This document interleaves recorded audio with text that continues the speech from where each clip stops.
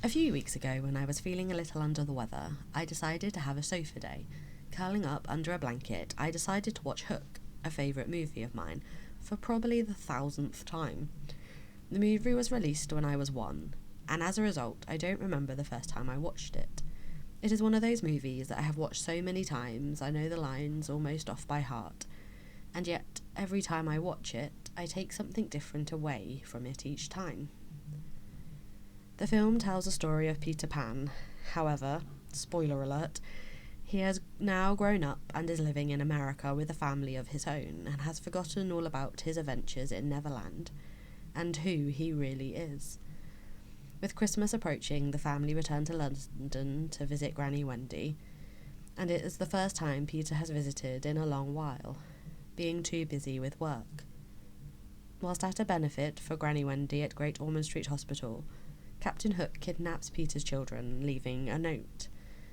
With no memory of his past life, Peter assumes that given the literary reputation of the family, it's a hoax, before he himself is kidnapped and taken to Neverland by Tinkerbell. In an initial failed attempt to save his children, due to his fear of flying, he is given 3 days to remember who he really is and win them back. This seems like an almost impossible task, especially when he is reunited with the Lost Boys, who fail to recognise him. My favourite scene has always been during this first encounter with the Lost Boys. One of the younger members of the groups is the only one willing to give him a chance. The only one who is able to see through his old man exterior and find the real Peter. And through doing this, he is able to convince the remaining Lost Boys to help. After all, if he isn't Peter Pan, Hook still has his children. They then set out on a grueling training regime to get him back in shape. Watching it this time, I was struck by parallels to my own current situation, returning to my childhood home in Devon at the start of lockdown.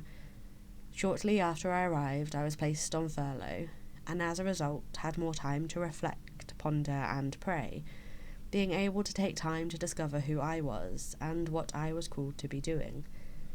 I had longer than Peter's 3 days, but during this time I was able to rediscover my own self and grow in doing so.